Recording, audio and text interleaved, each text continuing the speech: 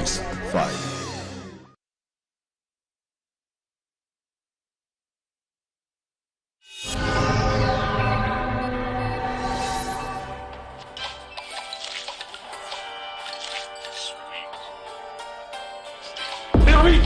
আমি আমার বোন কই?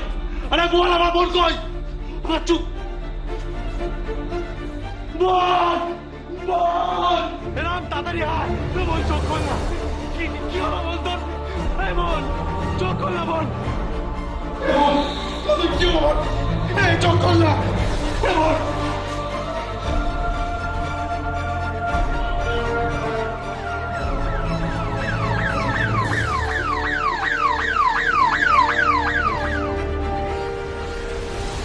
পেশেন্টের বাড়ির লোক কে আছেন? আমি পেশেন্টের বাড়ির লোক। আমারই মেয়ে ডক্টর। খুব সময় মতো ওকে আনা হয়েছে এখানে। স্পাইনাল কটে চাপ পড়ায় ওই ইনজুরিটা মারাত্মক। ও শরীরে অনেক জায়গায় রক্ত জমে গেছে। আমার মনে হয় কেউ আঘাত করেছে। ভ্যাকসিন দিতে হবে। ডাক্তারবাবু যেভাবে ভালো হয় আপনি করুন। আমার মেয়ের জ্ঞান ফিরবে তো ডাক্তারবাবু? সেটা এখনই বলা যাচ্ছে না। আপনারা এনকোয়ারিতে যান। আইসিইউতে ভর্তি করার জন্য যেসব প্রয়োজনীয় কাগজপত্রগুলো আছে সেগুলো শৈশবের করান। আর এইটা নিয়ে গিয়ে দেখাবেন।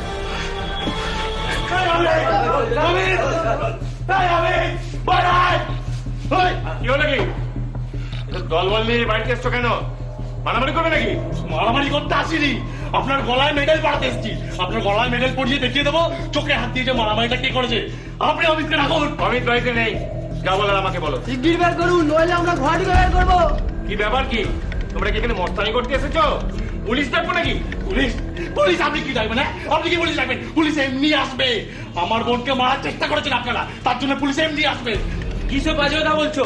ও আমার সাথে ঝগড়া করে ও নিজেই গলায় ফাঁস দিয়ে চলেছে। এই তুই মিথ্যে কথা বলছিস কেন? তুমি দাঁড়াও। অমিত, তুই আমার বোনকে খুন করার চেষ্টা করেছিস, এটা সবাই জানে, তোর পরিবারেরও সবাই জানে। দেখ অমিত, আমার বোনের যদি কিছু হয়েছে না রে, তোমার তোকে চালিয়ে দেবো, তোর ঘরে আগুন লাগিয়ে দেবো আমি। এই তোমরা যাও যাও, কি করা আছে করে নাও, আমরা কিছুই করিনি, ও নিজেই আত্মহত্যা করেছে। ও আত্মহত্যা করেছে? তাহলে ওর গায়ে রক্তের দাগটা করতে গেল। অমিত যা, তুই ঘরে যা তো, যা যা বলছি। দেখ অমিত, যা বলার আমি বলছি, দেখি ওরা কি করে। অমিত, তুই রেজিস্ট্রি করে আমার বোনকে বিয়ে করেছিস, ওর যদি কিছু হয়েছে না রে, তোকে আমি ছাড়বো না। 15 লাখ টাকার জন্য 15 লাখ টাকার জন্য একটা মেয়েকে মেরে দিলি, মার চেষ্টা করলি। চল চল চল, যা যা যা, খুশি করে নিয়ে যা, আমি দেখে নেবো সব, যা।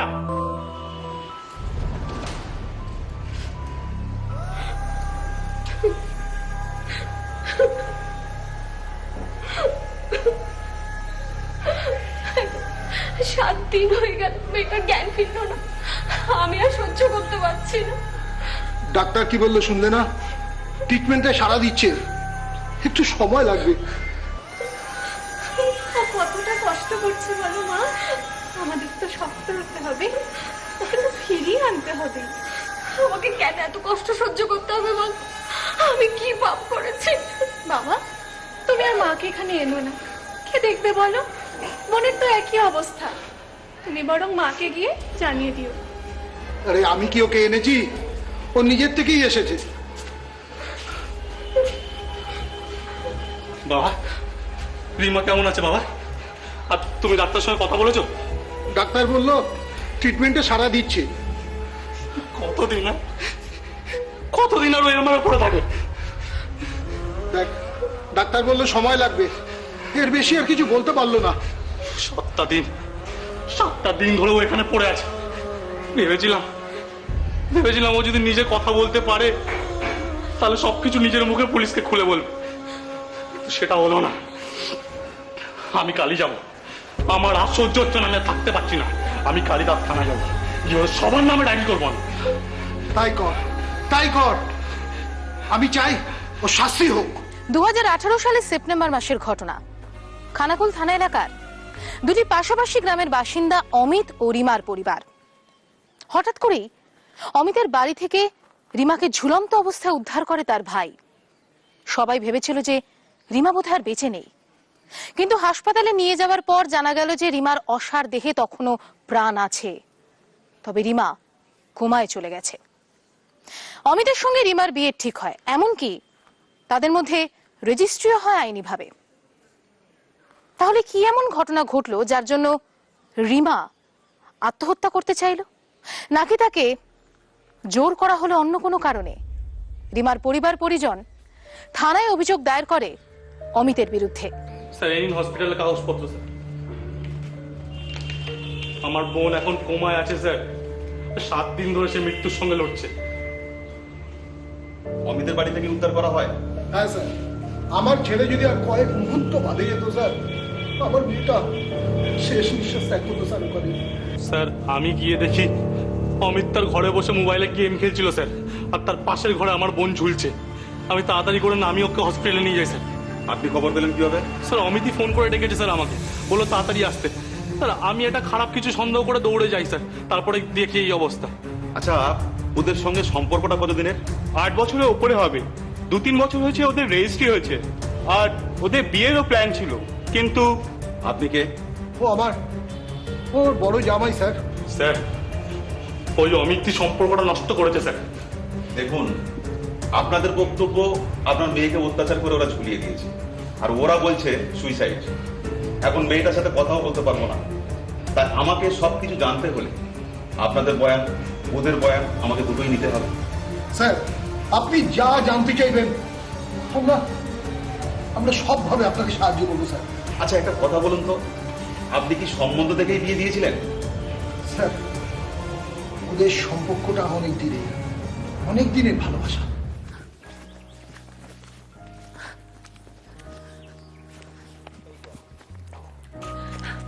কি হলো, এত দেরি করলে কেন? আমি কখন থেকে অপেক্ষা করছি জানো?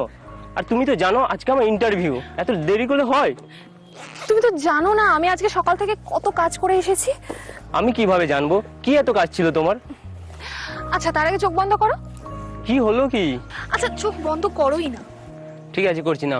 হ্যাঁ করো, হ্যাঁ, আর একদম চোখ খুলবে না কিন্তু।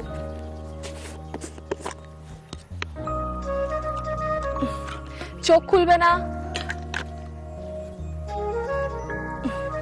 আ আ আ এ কি পায়েস কেন? বলছি, সব বলছি। আচ্ছা ধরো, এটাকে ধরো, আটকাও। আজ তোমার জন্মদিন অমিত, হ্যাপি বার্থডে। এ বাবা, আজ আমার জন্মদিন, আমি জানি না। ইন্টারভিউ দেওয়া তাড়াতাড়ি সব ভুলে গেছি। Thank you, thank you. কটায় তোমার আজকে ইন্টারভিউ? 12টার। এখন কটা বাজে? এখন 11টা বাজে। চিন্তা করো না অমিত, টিচার তুমি হচ্ছই। এখন বুঝেছি, আমাকে এই সারপ্রাইজটা দেবে বলে আজকে মর্নিং এ দেখা করতে হলো, তাই তো? নিজে হাতে রান্না করেছি এই পায়েসটা সকাল থেকে উঠে, শুধু তোমার জন্য। ঠিক আছে, আমি খেয়ে নেবো। আচ্ছা শোনো, সময় করে এটা খেয়ে নেবে, আর ইন্টারভিউ কেমন হলো আমাকে কিন্তু অবশ্যই জানাবে। ঠিক আছে, আজ তোমাকে আটকাবো। আমি আসছি। সাবধানে জানাবো। যেও, সাবধানে। হ্যাঁ।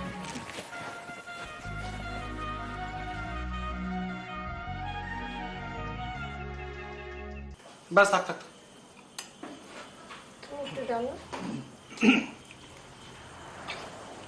আরে কি হলো, মেয়ে আসছে না কেন? আমরা তো ফোনে ব্যস্ত। ব্যস্ত? কিসের ব্যস্ত? একটা খুব ভালো খবর আছে, অমিত প্যারা টিচার হিসেবে একটা স্কুলে জয়েন করেছে, তাই আজও খুব খুশি, জনে জনে সবাইকে জানাচ্ছে। তোমা প্যারা টিচার তো অস্থায়ী কাজ। আরে আজ অস্থায়ী, কাল তো পাকা হতে পারে।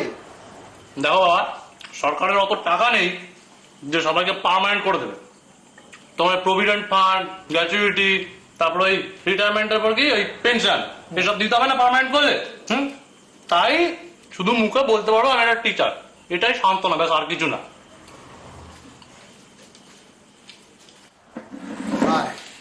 কি রে রিমা, এত ভালো একটা সুখবর কই আমাদের জানালি না তো? সুখবর? কিসের সুখবর? দেখ, আমরা কিন্তু সব জানি, বুঝলি তো, আমরা কিন্তু সব জানি। আমাদের হবু ছোট জামাই টিচার হয়েছে, 2 দিন পর তোকেও তো পড়াবে নাকি?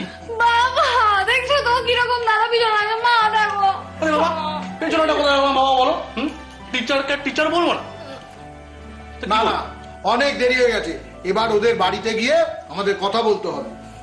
সবে চাকরি পেল, এখনই? হ্যাঁ এখনই।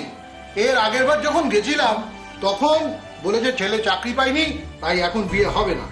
আরে বাবা, এসব কাজ জোগাড় যন্ত্র করতে 6 মাস টাইম লেগে যাবে। আর জানো, সবচেয়ে বড় কথা হলো ওদের ওখানে ওর সম্বন্ধে সবাই ওরা জেনে গেছে, ওদের বাড়ির লোকেরাও জেনে গেছে ওদের সম্পর্কের কথা। তাই আমি বাবা আর দেরি করবো না। তাহলে এক কাজ করো, এই রবিবার ডেট ফাইনাল করে ওদের বাড়ি যাও। আমি বরঞ্চ বিয়ে জামাইকে খবর দিই, সবাই মিলে একসঙ্গে গিয়ে ডেটটা ফাইনাল করে বিয়ের তারিখটা পাকা করে চললাম। একদম ঠিক ঠিক। বলেছিস। তুই কি বলিস সিনেমা? আমি বরং অমিতের সাথে কথা বলি, ও কি বলে শুনি, তারপরে তোমরা যেটা ভালো বুঝো।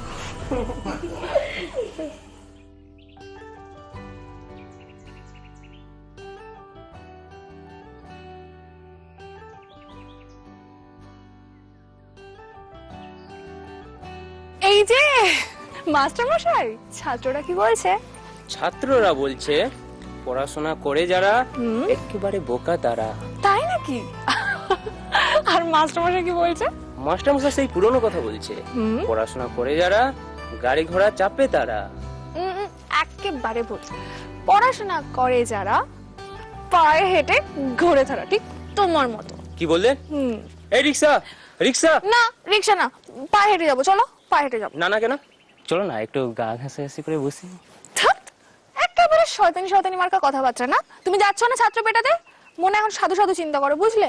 ঠিক আছে, শোনো, আজকে সন্ধ্যাবেলায় তুমি আমি দুজনে মিলে 1 ঘন্টা রিক্সায় চেপে গা ঘাসাঘাসি করে ঘুরবো কিন্তু। ঠিক আছে ঠিক আছে, হবে।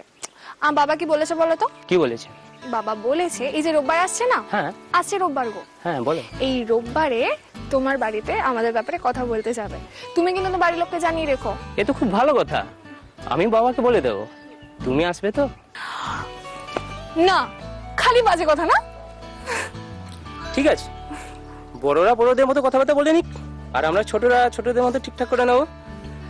আর শোনো, তোমার বাবা আমার স্কুলে খুব তাড়াতাড়ি তোমাকে ছাত্রী হিসেবে ভর্তি করতে চাইছে, তাই তো? না মশাই, তুমি হচ্ছে আমার স্কুলের ছাত্র আর আমি হচ্ছি তোমার স্কুলের দিদিমণি। ও তাই?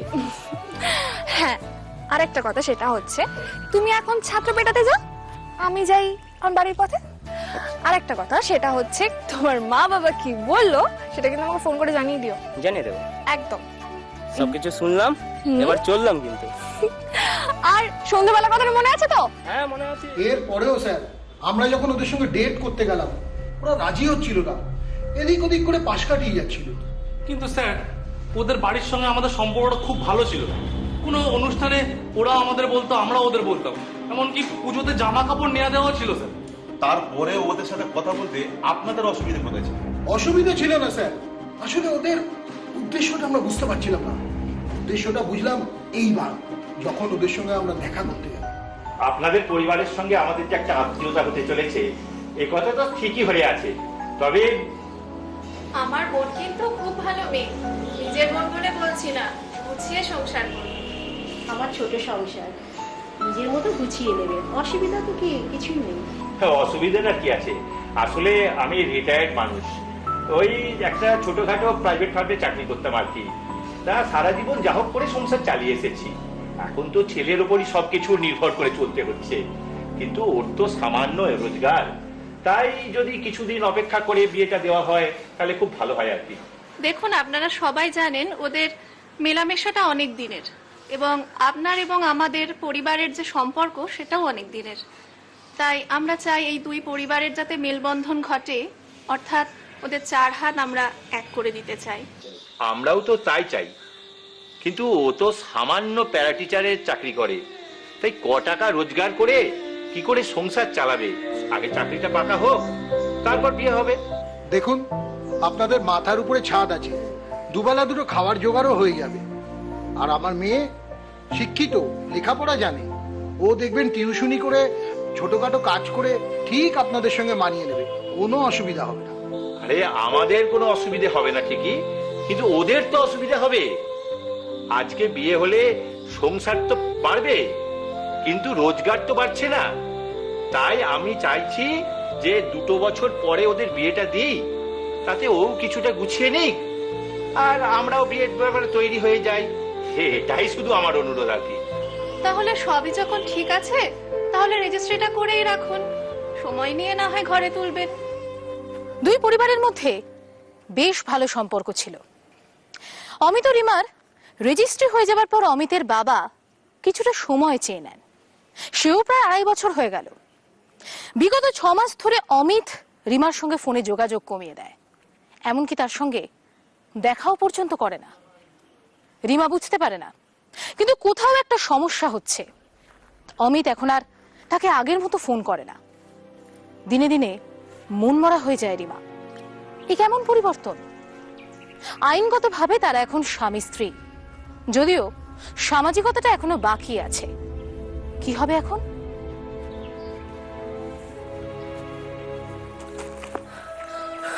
অমিত, কি ব্যাপার অমিত? তুমি এতদিন তোমাকে ফোন করছি, কাল রাত থেকে তোমাকে ফোন করছি, তুমি ফোন ধরছো না।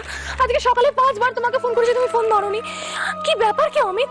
এখন কি ফোনের গুরুত্বটা তোমার কাছে হারিয়ে গেছে নাকি আমি বড় হয়ে গেছি তোমার কাছে? দাঁড়াও দাঁড়াও, তুমি তো এক নিঃশ্বাসেই বলে যাচ্ছ। একটু দম নাও, তারপর বলো। আমাকে তো বলতেই সুযোগ দিচ্ছ না। বলো বলো, কি বলবে?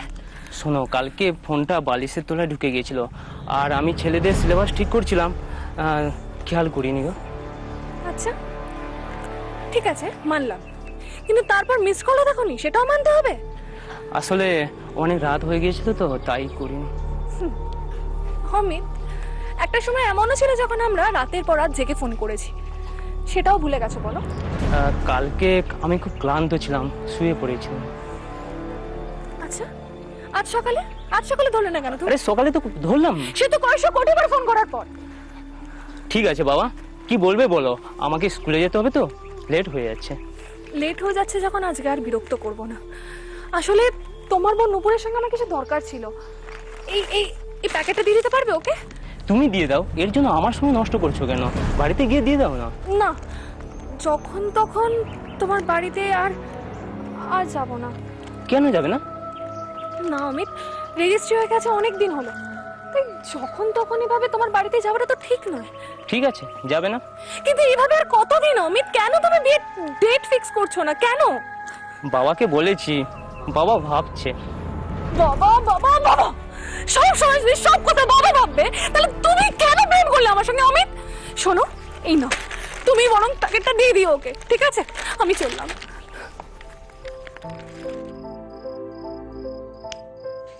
কি রে, ঘর অন্ধকার করে শুয়ে আছিস, সন্ধেবেলা চুল বাঁধিসনি, কি হয়েছে? দেখলাম মা, তুমি এসে লাইটটা জ্বালিয়ে দিলে। উফ, ভাল লাগছে না, মাথাটাও ধরে আছে। শুধু শুয়ে থাকলে হবে? কি হয়েছে আমার বল। কিছু হয়নি বললাম তো, সব ঠিক আছে, তুমি এখন যাও তো, ভালো আছি আমি। আমি কয়েকদিন ধরে লক্ষ্য করছি তুই কেমন মনমরা হয়ে আছিস। কি হয়েছে? অমিত তোকে কিছু বলেছে? বল না। অমিত কিছু আর বলে না মা, অমিত আর কিছু বলে না। মানে ও তোর সাথে কথা বলে না, ফোন করে না? 10 বার ফোন করলে একবার হয়তো আমাকে উত্তর দেয়, আর আগের মতো ওর কাছে সময় নেই মা আমার জন্য। হয়তো নতুন কাজে ব্যস্ত আছে। ও যে কি কাজে ব্যস্ত আছে আর কি করছে সেটা আমি জানি। তোর রেজিস্ট্রি হয়ে গেছে, সামনে তোদের বিয়ে, এসব কি বলছিস? আমি কি করি বলতো? তোর বাবাকে বলবো ওর সাথে কথা বলতে? না, বাবাকে কিছু বলার দরকার নেই। হয়তো হয়তো সত্যিও কাজে ব্যস্ত আছে, হয়তো সত্যি পয়সার চিন্তা আছে। কিন্তু সেটা তো ও বলবে, এরকম কেন করবে? মা, আমি ভালো করে কথা বলে নেবো ওর সাথে, তুমি এত চিন্তা করো না তো। তুমি এখন যাও। চিন্তা করো না, আজ 3 বছর ধরে তোর বিয়ে নিয়ে এত টাল বাহানা চলছে, আমার আর ভালো লাগে না। কি যে তোরা করিস।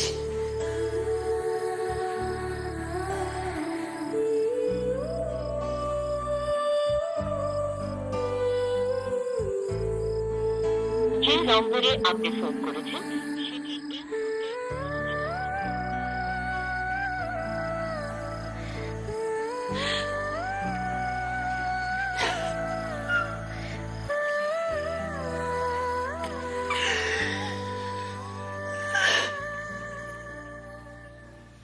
মা, ও মা, আমার বাজারটা নাও। রিমা, আমি একটু জল আর চা দিস তো। উফ বাবা, বাজার পুরো আগুন, আর তোমার ওই দেশি মাছে তো হাতই দেওয়া যাচ্ছে না।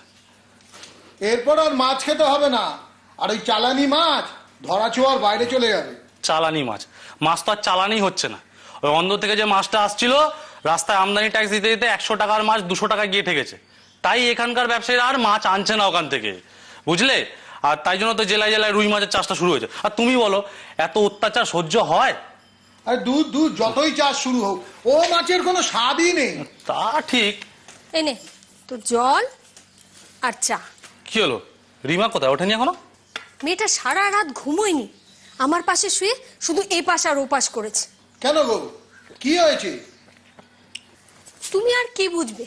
আজ 2.5 বছর বিয়ে হয়ে গেল, মেয়েটা সংসার করতে পারলো না, শুধু বাবার ঘাড়ে বসে খাচ্ছে। এই কথা? হ্যাঁ মা, এই কথা।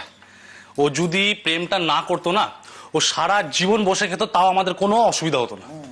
একটা ছেলের ভাবনা আর একটা মেয়ের ভাবনা সম্পূর্ণ আলাদা। হ্যাঁ, একটা ছেলে আর মেয়ের ভাবনা সম্পূর্ণ আলাদা। কেন বলতো? এই যেমন তোর মা ধর, রাত্রেবেলা যখন দরজার ছিটকিনিটা আটকায়, ছিটকিনির মাথাটা কোন দিকে থাকে? বাঁ দিকে। আর আমার মাথা ডান দিকে। তাহলে দুটো সম্পূর্ণ আলাদা হলো কিনা বল? কিন্তু বাবা, সম্পূর্ণ দুটো আলাদাই মানুষ, একটা বয়সে আসার পর কেন একে অপরের সঙ্গে থাকার জন্য পাগল হয়ে ওঠে? ওসব রসিকতা বাদ দাও। কবে থেকে ওরা মেয়েটাকে ঘোরাচ্ছে, ছাড় দিতে দিতে ওরা মাথায় চেপে বসেছে। হ্যাঁ, এবার ওদের সঙ্গে একটা কথা বলতে হবে। অমিত তো রিমার সাথে কথাই বলে না। কথা বলে না মানে? হ্যাঁ, কেন কথা বলে না? আরে আইনত ওরা এখন স্বামী স্ত্রী, তো কথাটা কেন বলছে না? জানি না বাবু, মেয়েটা আমার এতদিন ধরে গুমড়ে গুমড়ে মরছে, একটা কিছু কর। বুঝলে বাবা, আমার মনে হয় দেরি করলে চলবে না। কেন, সেই 2 বছর হয়ে গেছে, রেজিস্ট্রি হয়েছে, এখন ওরা কোনো গাই করছে না। হ্যাঁ, চলো এবার যা কিছু এটা করে বিয়েটা ফাইনাল করা যাক। চল, এই রোববারই ফাইনাল করবো যা করার। চলো তো। রতনদা, ও রতনদা, কি ব্যাপারে মা, কি খবর? আমি তো তোমার দোকানে দিকেই যাচ্ছিলাম। কেন? ওই দেখো না, কয়েকটা অল্টার করানো ছিল। আজ তো দোকান বন্ধ, বৃহস্পতিবার। যা, তাহলে কি হবে? কাল পরশু নিয়ে আসিস, আমি ঠিক করে দেবো। আচ্ছা। ওই অমিত সেদিনকে এসেছিল, কয়েকটা জামা প্যান্টের মাপ দিয়ে গেল। একটা কথা, অমিতের সঙ্গে একজন দিদিমণিকে দেখলাম, কম বয়সী মনে হয় নতুন চাকরি পেয়েছে। সেই তো দেখলো জামা প্যান্টের সব ছিট পছন্দ করছে। তাছাড়া প্রথমে ভেবেছিলাম তোর আত্মীয় টাত্মীয় হবে, কিন্তু আচার ব্যবহারে কেমন খটকা লাগলো। একটু খেয়াল রাখবি। রতনদা, তুমি কিন্তু আবার দাদাকে কিছু বলতে যেও না জানো। না রে, তোকে জানালাম, সত্যি তো নাও হতে পারে। আসি রে, কাল আসিস।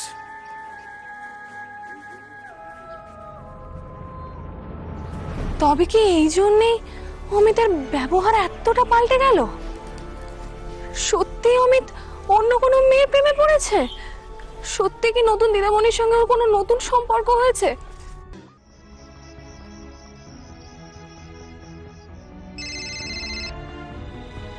হ্যালো, কি খবর? আমি কত দূরে থাকি, এপাড়া ওপাড়া, ফোন করা তো দূরে থাক, দেখা করারও সময় পাও না। আরে কি বলবে বলো। আমি তোমার কে হই? হঠাৎ এই প্রশ্ন? কত বছর প্রেম করার পর আমাদের রেজিস্ট্রি হয়েছে, আর সেটাও কত বছর হলো। আমি কি এখন অঙ্ক কষতে বসবো? এর জন্য অঙ্ক কষতে হয় না, মন দিয়ে ভালোবাসতে হয়। শোনো, আমি 17তে তোমার সাথে প্রেম করি, আজ 25 হয়ে গেল, আর আর বছর 6 প্রেমের পর আমাদের রেজিস্ট্রি হয়েছে, তাও 2.5 হলো। আচ্ছা, আমি কি পুরনো হয়ে গেছি? এসব কথা হচ্ছে কেন? বলছি কারণ তোমার পরিবর্তন আমার চোখে ধরা পড়ে গেছে। মানে কি বলতে চাইছো তুমি? তোমার সঙ্গে আর কোনো মেয়ের আর কোনো কিছু। হঠাৎ এসব কথা উঠছে কেন? তুমি এসব ভাবছো কেন? আমি জানি তো হয়নি, আর আর আমি ভাবতেও চাই না, কারণ এটা যেন সবাই ভাবতে না শুরু করে, কারণ আমি তো তোমার আইনত স্ত্রী। এসব কথা বাদ দাও, তুমি অনেক রেগে আছো। ঠিক আছে, কালকে আমরা দুজনে দেখা করব, যেখানে আমরা রোজ দেখা করি।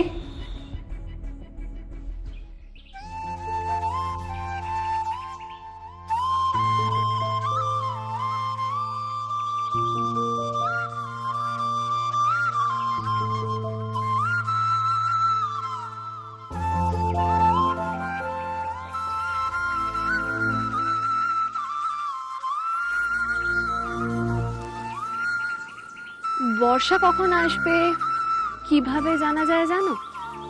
আকাশের মেঘ দেখে। না, দেখবে পিঁপড়েগুলো সারিবদ্ধভাবে ডিম আর খাবারগুলোকে নিয়ে না একটা নিরাপদ আস্তানায় চলে যায়। তাতে কি হলো? চারপাশে যখন একটা কথা কানাঘুষো চলতে থাকে না, একটা আলোচনা তো চলতে থাকে না, তখন বুঝে নিতে হয় যে আগামী দিনে কিছু একটা ঘটতে চলেছে। আচ্ছা, তুমি কি বলতে চাইছো একটু খুলে বলবে? খুলে বলতে পারি তো অমিত, কিন্তু তাতে করে একটু সময় লাগবে।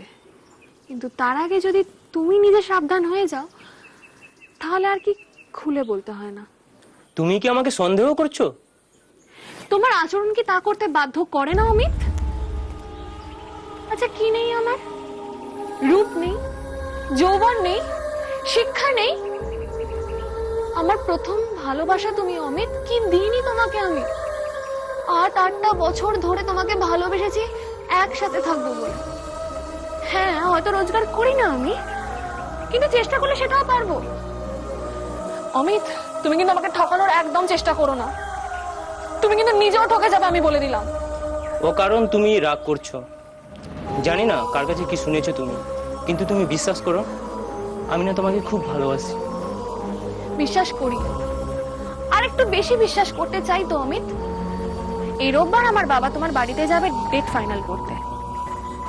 তাই তুমি যত তাড়াতাড়ি সম্ভব ডেটটা ফিক্স করে আমাকে তোমার বাড়িতে তোলো, নালে আমি বুঝবো আইনত আমি তোমার স্ত্রী হলেও মন থেকে তুমি আমাকে অনেক দূরে ঠেলে দিয়েছো। এইবারটা নয় তুমি সেটা প্রমাণ করে দাও কে ঠিক আর কে ভুল।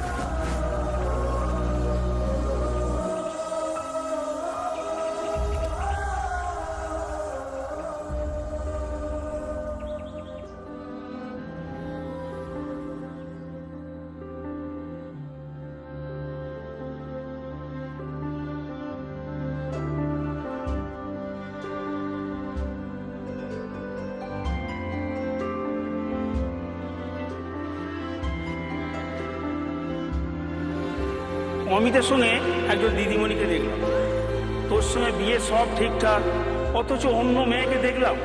তুমি আমি দুজনে মিলে 1 ঘন্টা রিক্সায় চেপে রাগ হাসাহাসি করে ঘুরবো, কিন্তু তোমার বাবা আমার স্কুলে খুব তাড়াতাড়ি তোমাকে ছাত্রী হিসেবে ভর্তি করতে চাইছে, তাই তো? কিন্তু তুমি বিশ্বাস করো, আমি না তোমাকে খুব ভালোবাসি।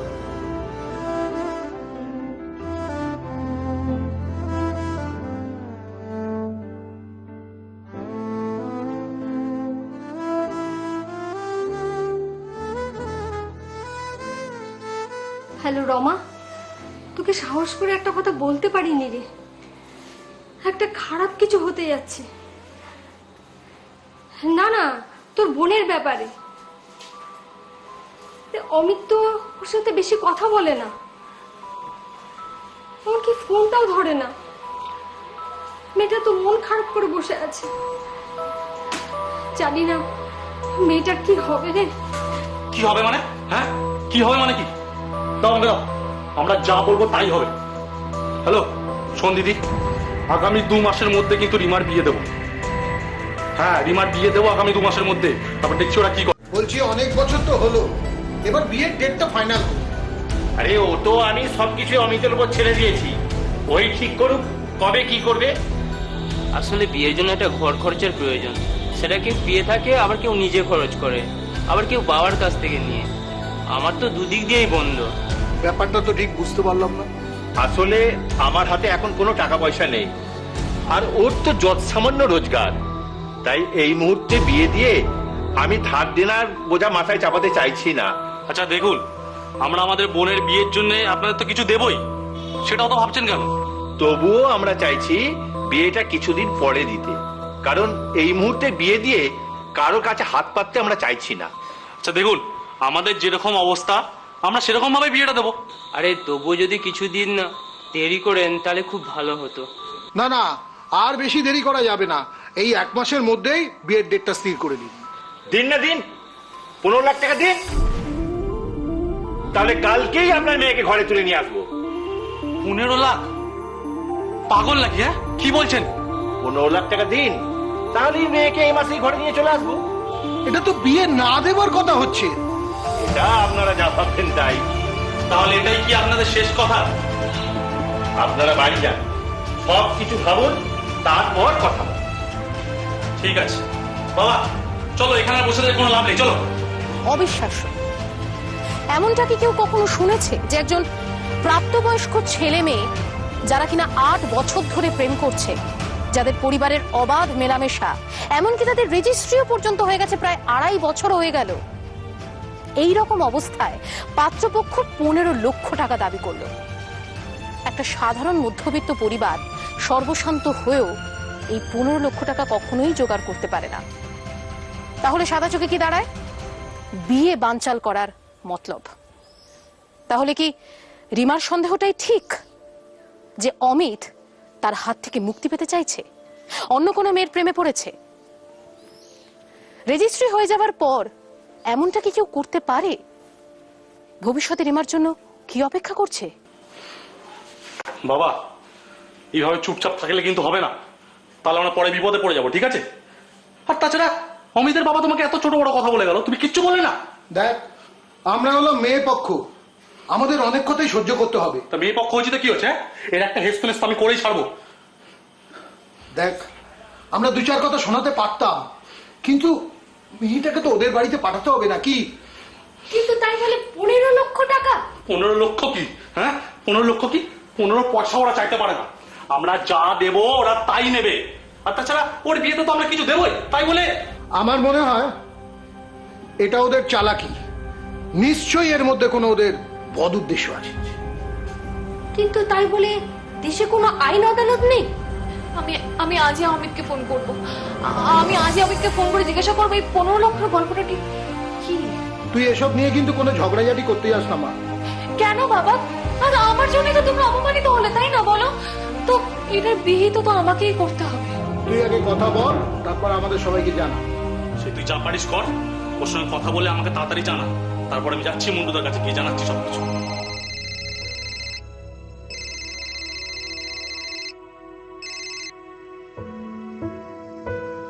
আমি রিমা বলছি। তোমার সঙ্গে আমার এতদিনের সম্পর্ক শেষমেশ 15 লক্ষ টাকার নিলামে উঠলো। রিমা, আমি বলছি কি, ওটা বাবা বলেছে জানো। এই মুহূর্তে আমার কাছে আর বাবার কাছে কারো কাছে টাকা নেই, তাই তোমার বাবা ফোর্স করতে বাবা বললেন ঠিক আছে 15 লক্ষ টাকা দিলে তবেই বিয়ে দেবো। আমরা খানাকুলের জমিদার নই, আমাদের বিয়েতে 15 লক্ষ টাকার কিসের দরকার? কিসের এমন খরচা? সোজা সাপটা বলো না, তোমরা কি চাইছো? আমি কিছু চাইছি না, আমার বাবা মা যেটা চাইবেন সেটাই হবে। তার মানে তোমার এই বিষয়ে কিছু বলার নেই, তাই তো? তুমি কি অন্য কিছু ভাবছো? মানে অন্য কোনো পথ নিতে চাইছো? তুমি আমার উপর অকারণ রাগ করছো। আমার মনে হয় আমার বাবা যেটা চাইছেন সেটা তোমাদের দিতে হবে, আমাকেও তো পরিবার নিয়ে চলতে হবে, তাই না? তার মানে তুমিও পরের ব্যাপারটাকে সাপোর্ট করছো, তাই তো? ঠিক আছে।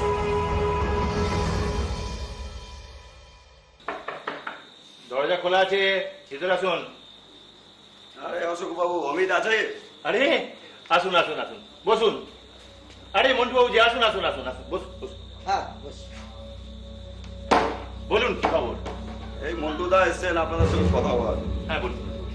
আসতে হলো ওই প্রসূনের বোন রিমার ব্যাপারটা। হ্যাঁ, ও তার মানে ওরা আপনার কাছে গিয়েছিল? হ্যাঁ গেছিল, যেতে বাধ্য, না চাইলেও যেতে হলো, কারণ আপনাদের দাবিটা তো নেহাতি অবান্তর না। মানেটা সোজা। আরে বাবা, ওরা যদি নিজেদেরও বিক্রি করে দেয় না, এই 15 লাখ টাকা জোগাড় করতে পারবে না, তো দেবে কোথা থেকে? আরে ব্যাপারটা সেরকম নয়, আমি ওনাদের বলেছি অমিতের এই মুহূর্তে যা রোজগার তাতে ওর পক্ষে ঘরে বউ আনা সম্ভব নয়। তো ওরা কোর্স করছিল তখন তখন আমি বললাম আরে দিন না, দিদি যখন চাইছে তাহলে 15 লাখ টাকা দিন, টাকাটা এমআইএস করে রেখে দিই ওদের নামে, তারপর ঘরে বউকে নিয়ে আসি। আরে নতুন করে বিয়ে করার আর কি আছে, রেজিস্ট্রি তো হয়েই আছে। দেখুন, আমার মনে হয় বিষয়টা আর বেশি বাড়াবাড়ি না করাই ভালো। তোমার চাকরির দরকার ছিল, তুমি আমাকে অনুরোধ করেছিলে, আমি তোমায় সাহায্য করেছি। আর তাছাড়া আপনারা দুই পক্ষই আমার দলের লোক, তাই আমি বলছিলাম যত তাড়াতাড়ি ব্যাপারটা মিটিয়ে নিন। হ্যাঁ, তাড়াতাড়ি বউ ঘরে নিয়ে আসুন। ব্যাস, চল শান্ত, আসি। আচ্ছা ঠিক আছে, আসুন।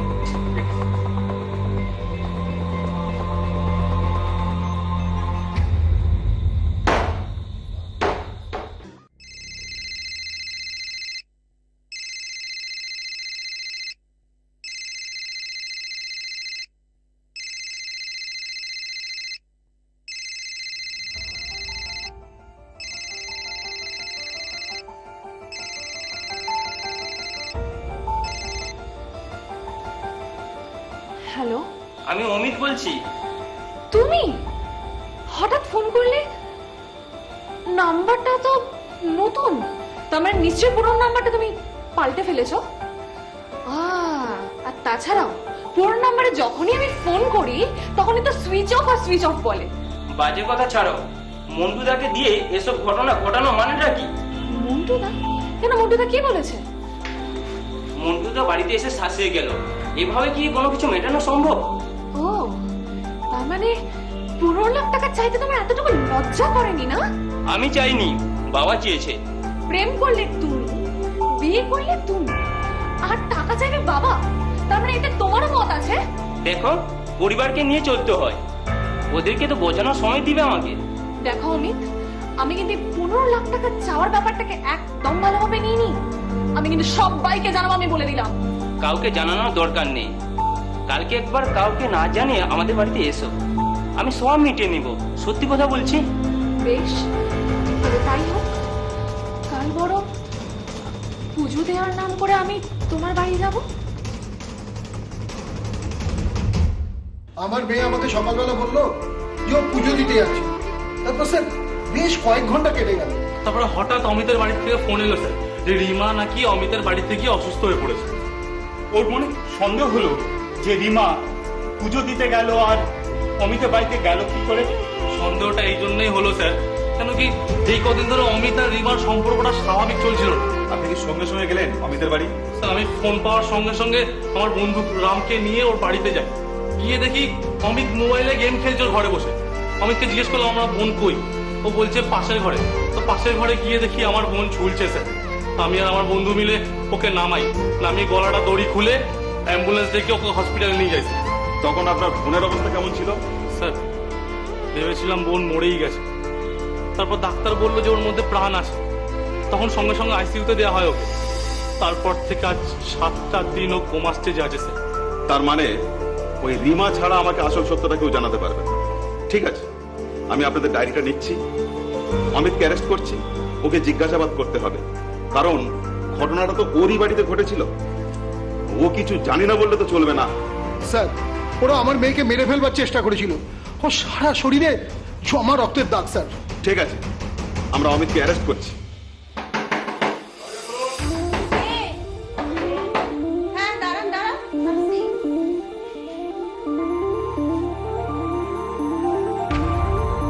আপনার হাজবেন্ড কোথায়? কোথায় আপনার হাজবেন্ড? এখন কি হয়েছে কি? আপনার ছেলে কোথায়? কোথায় আপনার ছেলে? এখন তাকে